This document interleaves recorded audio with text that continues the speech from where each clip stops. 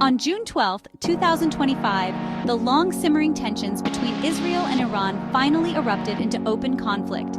Israel launched a massive and sustained military operation, a series of airstrikes aimed directly at the heart of Iran's controversial nuclear program. This was not a limited surgical strike. It was a broad and audacious assault, with Israeli jets penetrating deep into Iranian airspace, striking targets as far as 2,300 kilometers from their own borders. Israeli Prime Minister Benjamin Netanyahu declared the operation a war of salvation, stating it would continue for as long as it takes to neutralize what he termed an existential threat. For years, the world watched and worried as Iran's nuclear ambitions grew. Now, the shadow war has broken into the light. The decision to attack came after years of diplomatic failures and escalating rhetoric. Israel has long maintained that it will never allow Iran to acquire a nuclear weapon. For Jerusalem, a nuclear-armed Iran represents a threat to its very existence. The Israeli leadership believed that Iran was on the verge of reaching a point of no return, where its nuclear capabilities would become irreversible. This belief, coupled with the stalled nuclear negotiations and Iran's continued enrichment of uranium at high levels, created a sense of urgency. The goal was not merely to send a message, but to achieve a decisive outcome, to physically dismantle the program and shatter Iran's nuclear dreams for good. The timing was also critical. The international community, led by the United States, had been pushing for a diplomatic solution.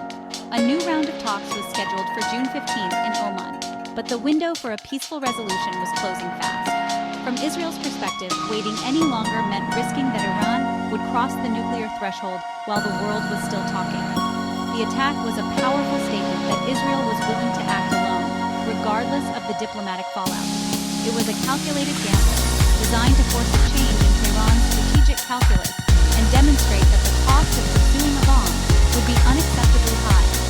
This dramatic escalation has plunged the Middle East into a new and dangerous phase.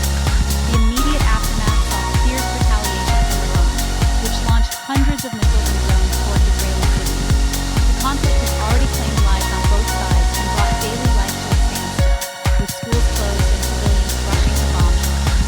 The attacks have effectively scuttled the planned nuclear negotiations, with Iran's foreign minister accusing Israel of deliberately sabotaging any chance for a deal.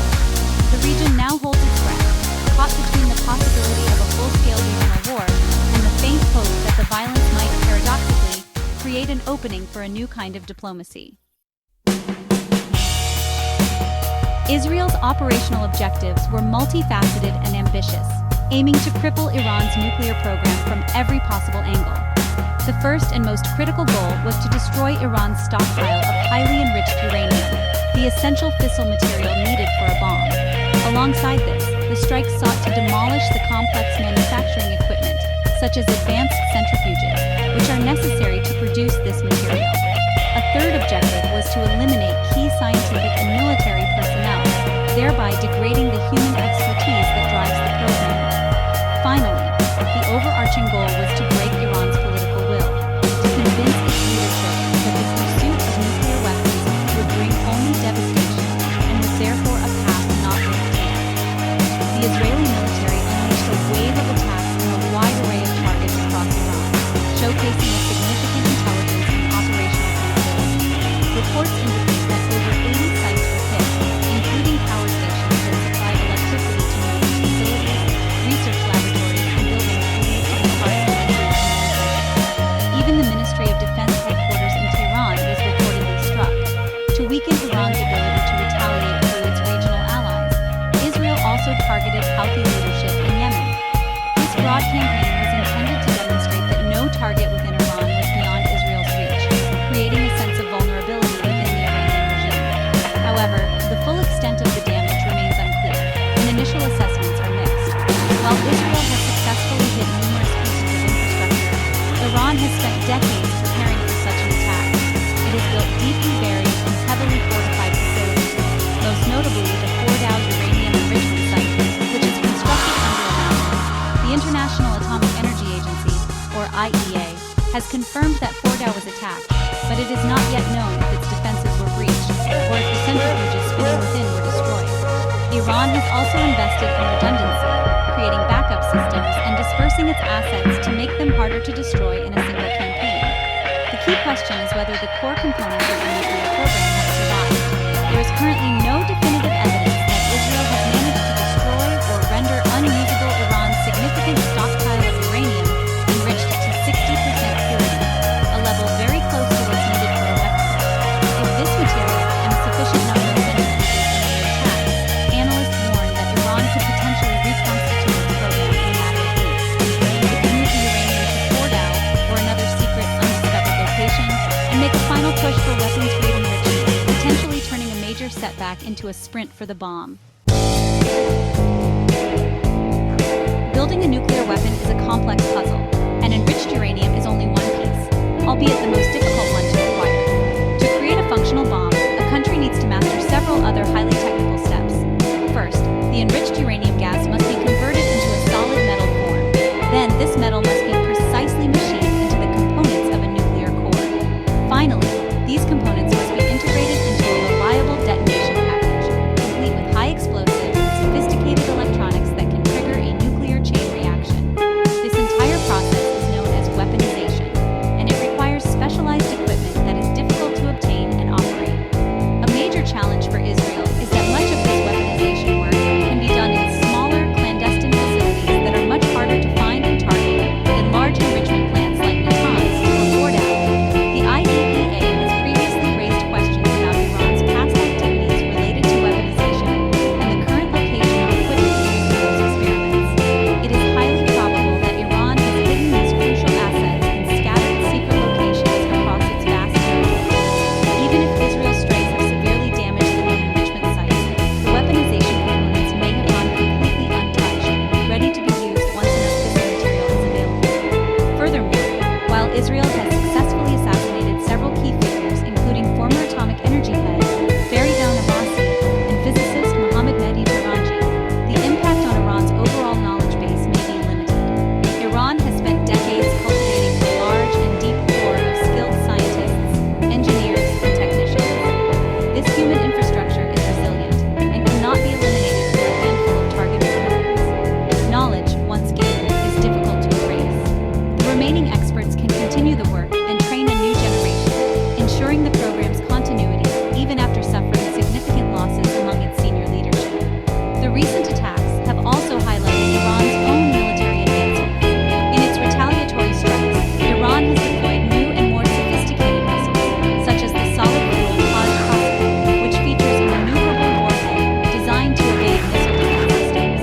This demonstrates that while the world has focused on its nuclear program, Iran's conventional missile capabilities have also grown more potent. The ability to deliver a nuclear warhead is just as important as building one, and Iran's progress in this area adds another dangerous dimension to the current crisis, showing it has multiple ways to threaten its adversaries. The conflict has now reached a critical juncture, and its ultimate outcome hinges on a crucial, unanswerable question. Will this attack break Iran's will to pursue a nuclear weapon, or will it galvanize the regime to race for the bomb as its only guarantee of survival? The path forward is shrouded in uncertainty. A belligerent response from Tehran is expected, as no nation wants to be seen capitulating under military pressure. The retaliatory missile strikes on Israel are a clear signal that Iran will not back down easily. The Supreme Leader and the Islamic Revolutionary Guard Corps may conclude that possessing a nuclear deterrent is the only way to prevent future attacks of this nature. However, there is another possibility, however slim. If Israel's military campaign continues to inflict significant and sustained damage, not just to the nuclear program, but also to Iran's economic infrastructure, like its vital oil and gas sector, the cost could become unbearable for Tehran. The pain of sanctions, combined with the devastation of war, could create internal pressure on the regime to find a diplomatic offering. In this scenario, Iran might be persuaded to return to the negotiating table and accept verifiable limits on its nuclear program in exchange for an end to the attack and a lifting of sanctions. The international community, particularly the United States and European powers, stands ready to facilitate such talks. The role of the United States is pivotal. While President Trump has stated that the U.S. had nothing to do with the initial strikes, Washington's actions will heavily influence the next steps. The U.S. provides Israel with critical military and intelligence support, and its diplomatic posture can either fuel or de-escalate the conflict. The threat of American